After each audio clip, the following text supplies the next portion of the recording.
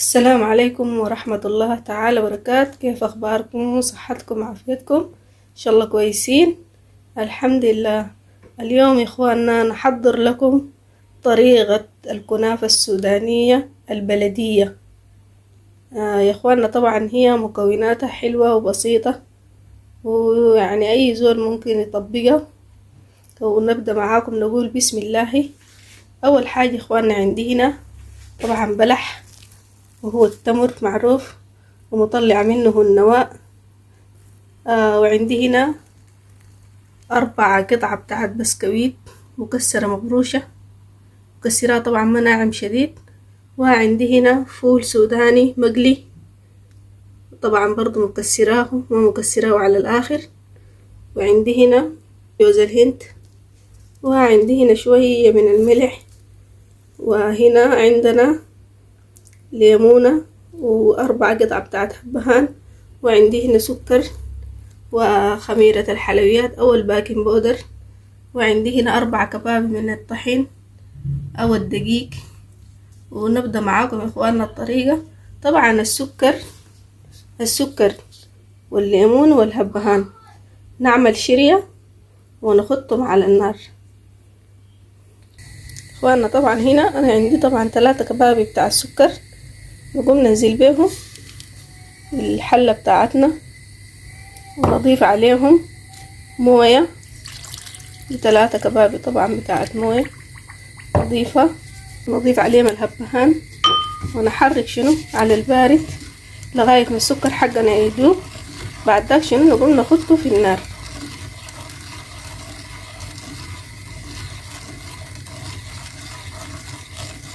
فانا عندنا بعد ما السكر خلاص ده، بعد كده نشيله نحطه على النار عندنا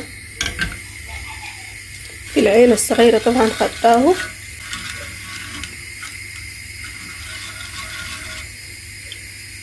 نهدي النار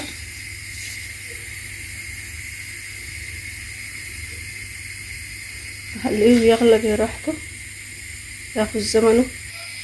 فانا نقوم نضيف نكهة من الليمون بسيطة كده.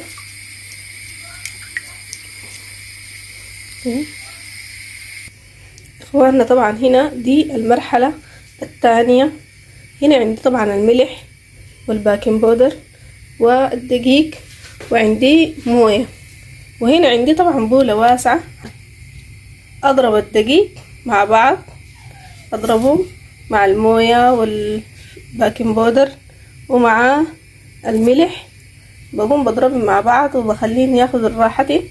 وبعد ذاك شنو بقوم بجرها يعني في الصاج ومعايته، وهتشوفوا خطوة بخطوة. يعني اول شي ننزل بالدقيق اللي هي 3 كباب يا اخواننا بتاع الدقيق كبيرة، ونضيف عليها الباكنج بودر ملعقة يا اخواننا صغيرة بتاعت قهوة عادية.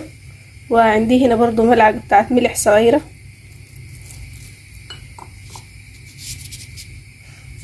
نضيف موية،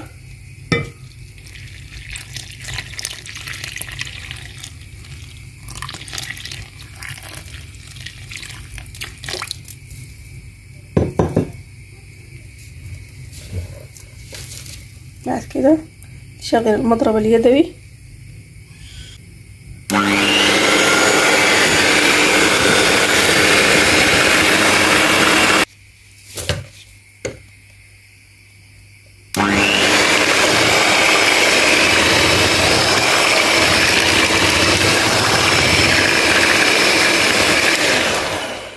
وأن ده بعد ما ضربناه خلاص كويس للآخر حسب ان احنا عايزينه، حسب القوام. قلنا ده القوام اللي انا عايزاه.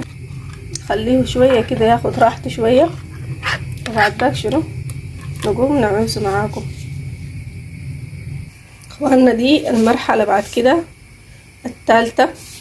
عندي هنا طبعا هنزل بالبسكويت هنا في صحن واسع كبير، وعندي مكسرات الفول السوداني برضو هنزل بها هنا في الصحن ده، وهنزل برضو بجوز الهند،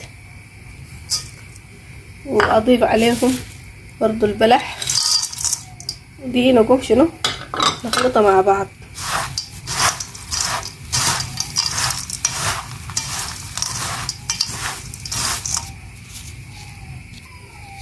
ده بقى اخوانا بعد ما خلطناهم مع بعض، هنا ممكن يا اخوانا تضيفي برضو سكر شوية، وممكن تضيفي حبة ملح برضو شوية، لكن انا عندي طبعا الفول السوداني عندي له طبعا محمص بالملح، يعني مقلي قلاية، عشان كده شنو يعني ما عايزة له ملح.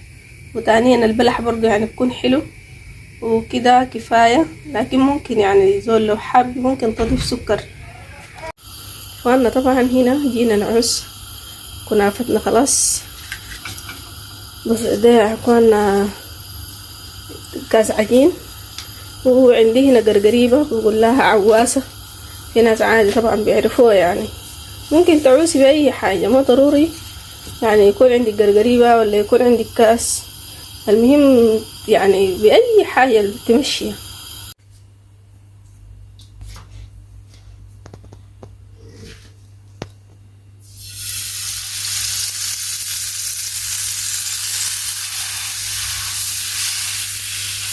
أنا طبعا بأي يعني صاج، ممكن صاج كهربائي، ممكن صاج غاز، يعني على حسب اللي عندك. اخواننا طبعا هنا نقوم شنو نلف طبعا على طول، يعني كل ما عملت واحدة تقوم شنو تقفلها كده،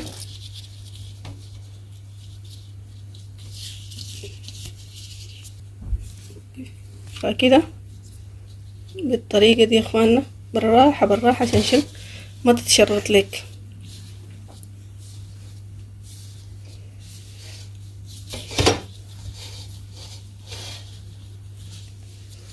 كده شنو كده نلفها كده، بس نقفلها زي ده.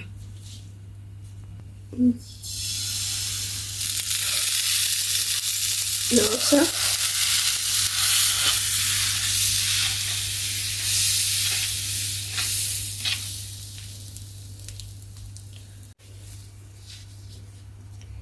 خلنا طبعا تاني نقوم نطبقها برضه ونلفها. لازم يا اخواننا تلفها كده عشان شنو ما تفك معاك. نخلص يا اخواننا ونرجع لكم. ده بعد ما لفيناها وخلصنا، بعد كده شنو عندنا هنا زيت حار، زيت ساخن طبعا خدته في حلة، لان الطواق ما بيتحمر لي زي ما انا عايزاه في الزيت، والزيت لازم يكون خلنا زيت حار. وبعد ما يسخن شوية بعد داك شنو تقوم تخليه وتخفض النار عشان الحرارة ما تكون عالية شديد وتحرق معاك.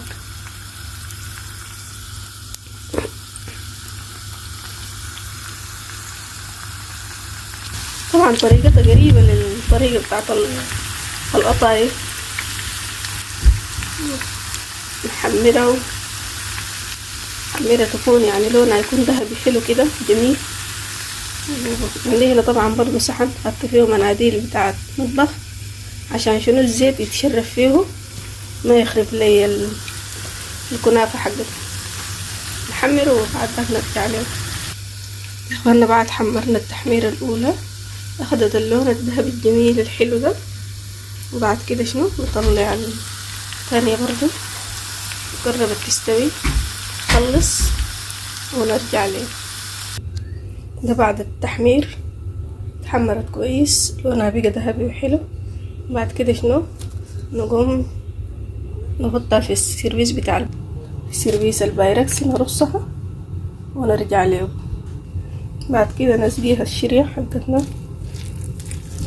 الصينية ممكن تسخنها، يعني تسخنها تخليها حارة عشان شنو الكنافة حقتك تكون رطبة.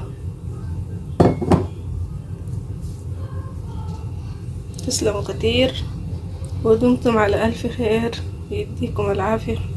إذا عجبتكم اعملوا لايك وشير وسبسكرايب، وأهم شي تفعيل الجرس.